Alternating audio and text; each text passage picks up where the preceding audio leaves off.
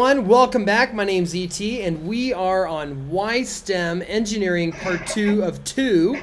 As you guys know, we are celebrating science, technology, engineering, and mathematics this month. We've already had some great shows and some great lineups. We hope you've enjoyed them. If you've missed them and you're just joining us now, feel free to look at this YouTube channel. You can rewatch them whenever you want. Earlier this week, we had Tyler Kerr and Brayton from the University Makerspace. They showed us some really cool things about 3D sculpting, and tonight we're going to continue that conversation. And then just to inform you that this whole WYSTEM initiative, if you are a Wyoming student, and we have 4 secret code words that are hidden each week throughout the videos, you'll be able to submit those. Actually, a week from tonight, you have the opportunity to win a 3D printer for your school. So all the stuff that you saw on Tuesday and all the stuff that you're going to see tonight, you're definitely going to want to have one of these things. So keep an eye for the code word. The code word for this week may have shown up on Tuesday, or it may show up tonight. And again, it's just going to show up right here in the corner of the screen for a very brief moment.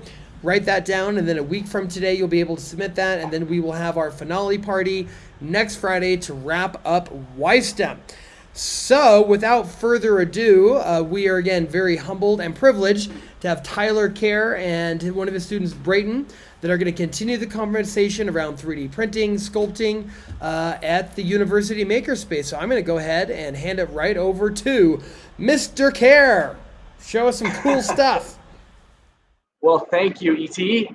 What we're going to do today is show you some of the awesome models that we got are actually 3D printing. That you guys designed our 3D printing behind us right now. So Brayton and I are going to work together over the next 20-ish minutes just to show you how 3D printing works, how the materials are loaded in, and then you guys will get to actually see them running like this. And then we figured we just keep it fairly loosey-goosey and let you answer, or rather ask any questions that you might have regarding 3D printing or the makerspace. So without waiting, let's go. What I'm going to do here is just share my screen. I'm going to show you first and foremost what Anna Euler has actually designed. So she did. You guys see that? This is the doll that she designed in Sculptress, I think today and yesterday. And I think this is super, super awesome. So one of the things that you do when you 3D print is you create a model like this in a program like Sculptress, and then you have to bring it into something that's called a slicer. And so let's see if we can do some tech wizardry here. Here super quick. And now I'm going to show you the screen for the slicer. So we're going to open up a slicing program called Cura. And they're called slicers. What they do is they take that 3D model, like we did with Anna's model here, and they slice it into layers. So what we do is we slice this into really, really fine layers.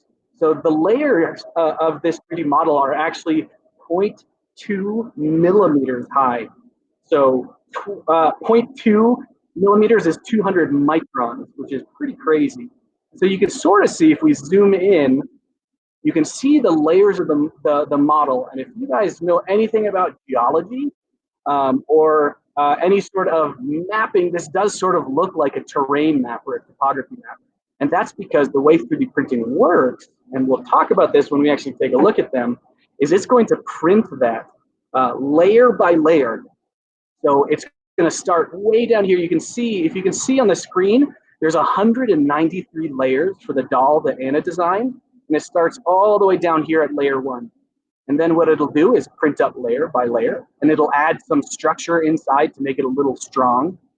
And then over time, just about an hour and a half, and it's wrapping up right now, it'll go all the way to the top here and finish the face, which I think is super, super awesome. So that's the slicer program. And the slicer might look like it has a bunch of different settings here that you have to change. But you can think of a slicer kind of just like a 2D paper printer program. So when you guys print with your printer at home, like your HP inkjet printer, you have to say, I want this to print in color. I want this to print in black and white. I want this to print super fast, super slow. And that's kind of the same thing here. So what you do is you say, I want this to print at this resolution. So I want the layers to be this high, or I want it to print this fast, and I want it to have this thick infill. So this sort of lattice work inside, I want it to be this thick and strong inside.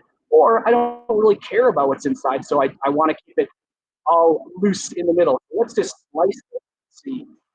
So you can see that these slicers are just slicing it into different pieces, and you can see that infill is much thinner. And so instead of being an hour and a half, now it's an hour and 17 minutes, which is kind of cool. So you just choose your settings in the slicer once you drag in your 3D model, and then all you do is send it over to the printer, which is kind of cool. So I'm going to go. And I think the reason you guys are here is probably not to see my face, but to see this stuff up close. So we're gonna try our best to zoom in here and take a look at Anna's print as it's printed. So we're gonna just go, let's see if I can do it. Don't try this at home. We're balancing laptops on boxes and it's probably not very safe. But can you see the orange 3D print right there? That's Anna's, the doll that she designed in Sculptors going right now. So it's been going for about an hour. And you can think of a 3D printer, all it's doing is it's taking filament, which is coming down through this tube, and it's heating it up down in this little white box here. And I'm gonna show you guys what that looks like up close in just a second. But all it's doing is coming out the end of that, which is a really hot nozzle, and it's heating up the plastic, and then fans, which are just around the outside of this, what's called the hot end, are cooling down that hot plastic the moment it comes out. So the hot plastic is being extruded out that nozzle and then just cooled immediately so it can build it up layer by layer. So what it did is it drew the first layer of Anna's model, and then it moved up just 200 microns, and it drew another layer, and then it moved up 200 microns, and it drew another layer, and then it moved up again, just rinse and repeat. So I really like cake. And so you can sort of think of this like if you were drawing on a cake with icing, and you were drawing the outline of the cake in icing, but like me, you love icing. So all you do is just keep going and going and going. You can build up that layer of icing higher and higher and higher. And so kind of this process, these things, we just kind of compare 3D printing. They're like super smart hot glue guns. So just like a hot glue gun, you have a cylinder of glue and you feed it in and it gets heated up and then it's extruded out that hot nozzle, same sort of thing. But the nozzles for these things are way, way tinier. And of course, you're not using glue, you're using plastic. And this plastic is called PLA, and that's short for polylactic acid. It's a cornstarch-based plastic, which means this is pretty safe. You want to give it to Fido or your cat? Probably not. But this stuff is very lightly biodegradable, which means you can recycle this. And actually, one of the cool things that we're doing with the Wyoming Technology Coronavirus Coalition is for whatever 3D prints that we don't use, we can recycle them and break them down, which is kind of neat. And so we can recycle them and re-spool them into the plastic that Brayton will show you in just a second, and we can print more things. So if you can see this, the extruder right there is moving around super, super quickly. So it's a little hard to visualize, but this is a giant version that we 3D printed of that entire hot end assembly. So let's see, it's a little hard. I'm gonna just rotate so I can see a little bit better here. And so what you can see here, we're a little reversed. So can you see, that is a little cross section of the nozzle. It's a little brass nozzle that has a tiny little hole in it, and the filament will just be fed through this whole thing, heated up by this block, which then heats the nozzle up. And so that filament will just come extruding out here. But again, you can see that it's moving pretty quickly. So these things can move around and just zip, zip, zip around. So the real size, this is a giant version of an extruder. And I'm gonna get one out for you and just show you how do they compare. This is a real one. So can you see that? That's the real size of the extruder. So unlike your hot glue guns at home, can you see that nozzle? That's tiny.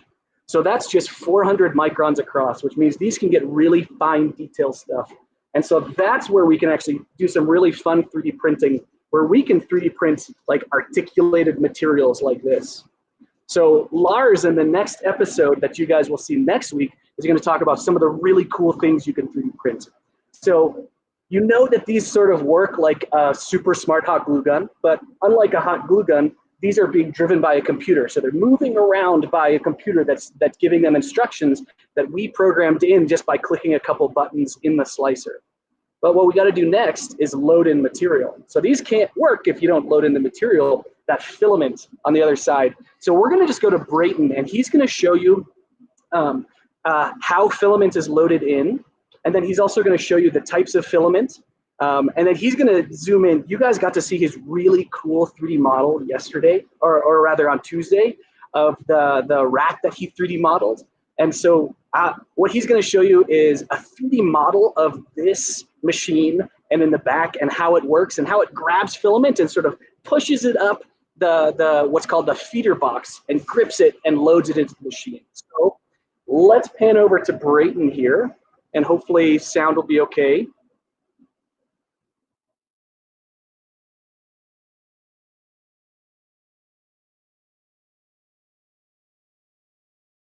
Right here, as Tyler was saying, is what we call a feeder box. So this will take in filament here at the bottom, and it goes up through these sets of what we call hop bolts. Those have little teeth on them that are going to grip the actual plastic, and it pushes it up through this hole here and into this tube. And once it gets pushed up through that tube, this gets fed directly into that hot end assembly that Tyler was showing you, and you are pretty much set to go.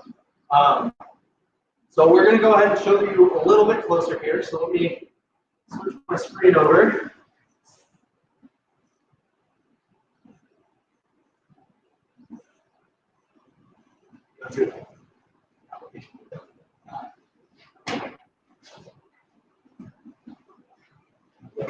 Here.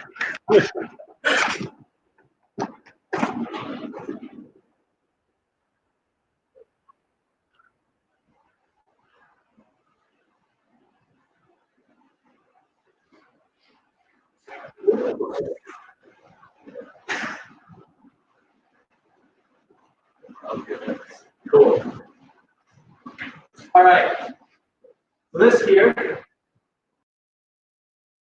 assembly, we've gone ahead and thrown this up in a CAD software. So if you were with us last week, you kind of know a little bit about CAD. It allows us to make 3D models of various different parts that we might have. And with the software, you can see that there are several different parts that we can move around. Here is going to be that small little hole where the filament is fed through. This is the first set of idlers, which that will kind of guide the filament up through this little hole here. And that guides it up through to this hop bolt. This hop bolt is going to grab the filament, push it out the top. And all of this is done with a bunch of different motors. And it basically does it by itself once you kind of click the button and does it on its path. So we're going to go ahead and show you exactly how that's done. Okay. So we'll switch back to us here. All right. So this is the back of that 3D printer that we were showing you in front of. So in the back here, we have this little piece of filament here. It's basically a giant spool. So you can imagine, you might have seen some people sewing, things like that. All of their thread is on spool. Likewise, we do the same with this plastic. So this plastic that's in here is taken out of the actual spool. So you can see I have a little bit of it right here just kind of hanging off. We're going to set that here on the back. There's a little holder here. And it's going to be fed through that bottom hole that we showed you in the feeder box. Tyler's going to go ahead and push some buttons on the other side for me. And this is going to go ahead and rip this filament here. We'll give it a second.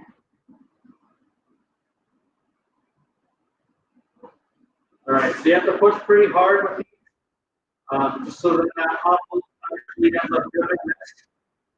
And once it's actually gripped in, you can pretty much pull on it and it's not going to go anywhere. So it's gripped. And so now on my end, all I'm going to do is hit OK. And it'll just take a second to think. And let's see if we can zoom in here. Yeah. And let's try and catch it when it's loading up through. Okay, it's going to do a little bit of thinking. There it goes.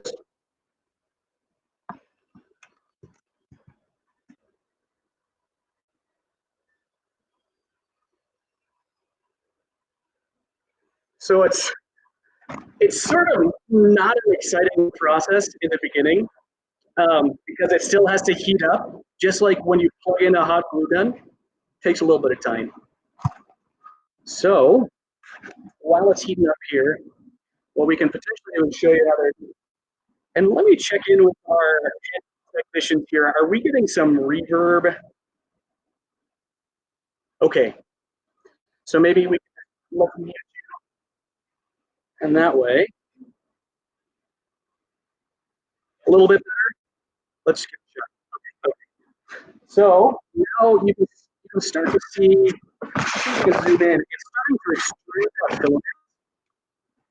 Can you see that? So it's a little string of filament. And what we have to do is wait to make sure that it's coming out the right color. So it's a little orange right now. We need to make sure that it's clearing red. And it is good. So we're going to say filament is good to go.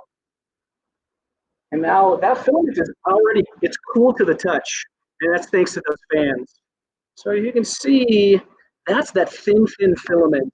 And that's about 400 microns thick, which is 0.4 millimeters. That's kind of tiny. And so once you do that, it's really just as simple as going into the menu and choosing the model that you need. So we're just going to select the model here and hit play. Let's give it a whirl.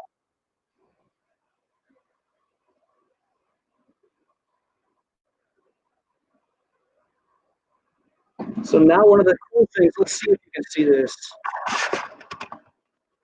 So you should be able to see the 3D printer at hot end is moving around and just getting ready to print.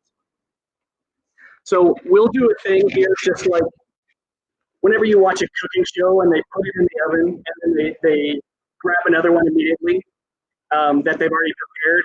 We're going to do the same thing here. So this is where you can start to see Anna's model. And so Anna's model is just wrapping up right now. So can you guys see the 3D printer? And this is, let's see if that's a little bit of a more interesting view. So you can see it sort of bobbing and zipping down. So the build plate is that metal tray underneath. And that build plate is moving up and down. So it moves up and down little fractions of a millimeter. And the hot end itself, that extruder, is moving left and right and front and back. And so layer by layer, it's building up the object. And so one of the really cool things you can do, not only can you do articulated, like flexible stuff, you can also do stuff like this, which is a fun, one of those little crazy swords. So you can do some stuff, and this is all in one piece. So you can 3D print some stuff that's articulated and sort of attached together. Or you can 3D model things like Anna did, or let's see, we have another person here who's 3D printing parts of a heart. So I don't know if you can sort of recognize it. And then finally, one more submission.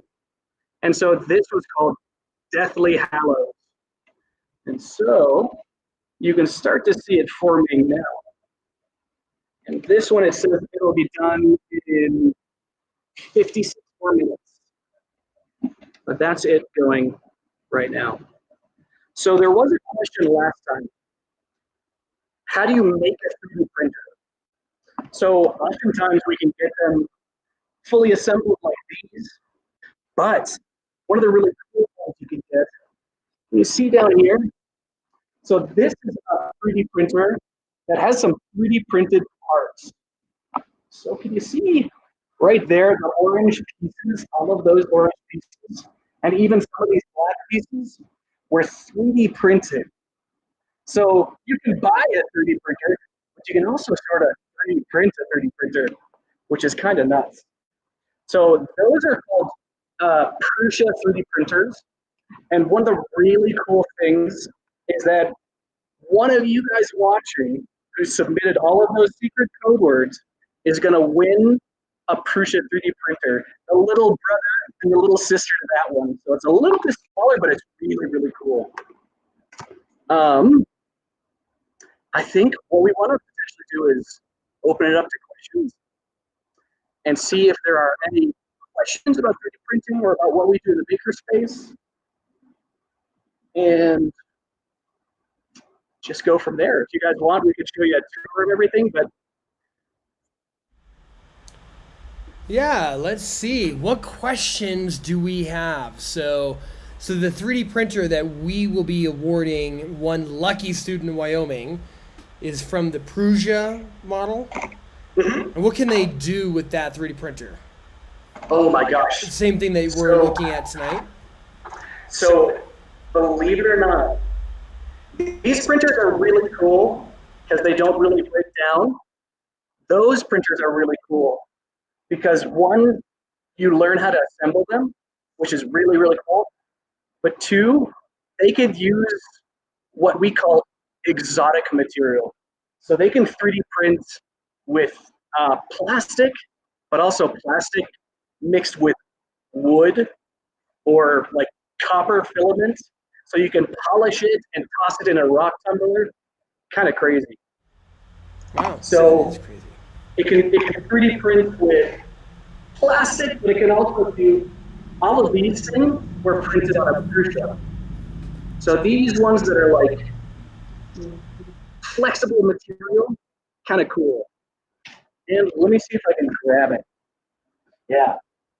So Prusas can also do flexible materials. So things like Lego tires. So if you guys wanted to, you could, in theory, 3D print your own Lego car. Super cool. We have two questions. So question number one that has come in is, what colors of do filament come in? Oh, awesome question. So the fun answer is any color you can imagine. So we have, right now, we have a lot of different sort of primary colors, yellows and reds, and that's just because we've been 3D printing masks for a really long time. And so we just bought really popular colors. But you can even buy filament. So Brayden, can you hand me a spool? Any spool will do. So this is the spool. You can see that the whole spool is the same color. But you can even get spools that are rainbow colors. So they'll gradually turn into other colors. So quite literally, any color you can think of. Super cool. Another question is, which I think you may have answered, but so like that. Well, actually, I'll ask him in the same question. So that spool that you were just holding up, what is it made out of, and how much does it cost? Great question. So it is made out of that. So that is called PLA or polylactic acid. That's one type of filament. It's sort of like a cornstarch based plastic. But you can also get plastic that's made out of a material called ABS, which is you almost definitely have at home. That's the material that Lego is made out of. And so you can get PLA, you can get ABS, you can get a whole bunch of other types of plastic. But you can also get really funky materials like those copper metal filaments or wood filament that you can sand and stain. So mom, dad, parent, and guardian can even buy beer mash filament. So filament that's made out of like the remnants of making beer is kind of crazy. And so then you could sand and stain that too. You can make it out of coffee, kind of anything. Oh, and the question of cost. So some filament spools might cost, for this like whole spool might be like $60, but this one here is only 20 bucks. And this lasts a really long time. So you can 3D print a lot for 20 bucks. Think of all the toys and gadgets and tools you could make. Or face masks. Nice. Next question is, do they make or do you know of glow in the dark filament? And like how many, like if you were to buy a spool that size, how many average, which obviously there are larger projects and smaller projects, but on average, how many things could you print with that? Oh my gosh. So first and foremost, they do make glow in the dark filament and it's super cool. And you can get it in like vibrant green or purple or any sort of like highlighter color you want. So yes to the glow in the dark filament. And then what was the second question?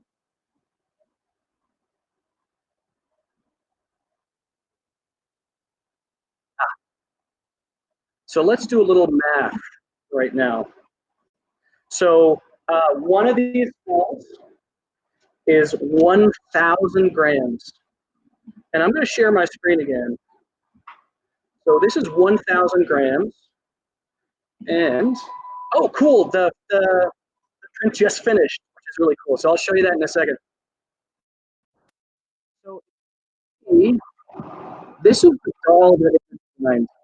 And way down in the bottom corner, can you see that it weighs 26 grams? So how many 26-gram pieces would fit into a 1,000 gram spool? Quite a lot. Let me show you. So the print just finished. Let me go back. Here it is. So, Anna, you 3D modeled it, and now it's a physical object, which I just think is the coolest thing in the world. So once you guys start playing with 3D printers and learning the types of things you can do, it's kind of endless. Like the world is your oyster. You can 3D print and make whatever you want. I broke my washing machine. I didn't want to pay $50 for a part. Do you know how much I paid? 50 cents to make it out of that plastic because I'm only paying $20 for a big spool. So Awesome. here you go. And that is a doll, I think, is what she made. Yeah. So Anna said this is a doll. Oh, nice. Well, cool. Yeah, just like Tyler said, you designed it in Sculptress from the lesson that you learned on Tuesday. You submitted it to us. We printed it, and then we did get another submission, so we're printing that right now. So really cool stuff. So you can just see all of these awesome, there it is, as Tyler showed you, like look at the insides. It's printing layer by layer by layer, which is just really great. Yeah, see? And you guys have the chance to win one of these things. So awesome. Well, Tyler, any parting words? No, other than we hope once this whole pandemic is over, that you guys come in with your newfound knowledge and use these 3D printers as well as the ones that you might get for your own school. Yes, and some anonymous person said that your energy is infectious. So I wanted to pass that positive feedback on to you. So, well, can I share one sort of secret? Sure. Brayton and I get paid to play with toys. So it's kind of... Oh. See? And that's why you should go into engineering. Go work for Tyler at the Makerspace at UW. Oh, yeah. Well, cool. Thank you, Tyler. Thank you, Brayton. You guys did a great job. We are about to wrap up Engineering Week, so thank you both very much. And speaking of which, we have obviously come to the end of Engineering Week. There's only 1 week left in WYSTEM, and that is next week with mathematics. And we have a computer science professor from the University of Wyoming. His name is Lars Kotov, and he's going to be showing you even more cool things that you can be building with 3D printers. So you're not going to want to miss next week. We will be back again on Tuesday, this upcoming Tuesday after Memorial Day, 6 p.m. for part 1 of mathematics. Thursday, part 2 with Lars, and then we're going to wrap up this entire education fun session next Friday, also at 6. And that's again when we're going to draw one lucky student in Wyoming who is going to win a 3D printer for their school. And again, how you win that is sometime this week, there was a code word that showed up over there. Each week there's been one, so there have been 3 code words. We only have 1 code word left. You'll submit us a form, we'll randomly draw, and then you're gonna get a 3D printer for your school. So all the things that you saw with Tyler this week, how cool would it be for you to be able to do that at your own school when you get to go back there? So we just really are excited to make that happen for you. So with that being said, I will see you back here Tuesday for the kickoff of Mathematics Week, and we're gonna again learn a lot more about 3D printing, a little bit of coding actually that Lars is going to show us, and a little bit of math on how we can continue to make some really cool things. So hopefully you guys enjoyed Engineering Week. I will see you next week for the kickoff and the last kickoff of Mathematics Week. So until then, ET, and I'll see you guys here real soon.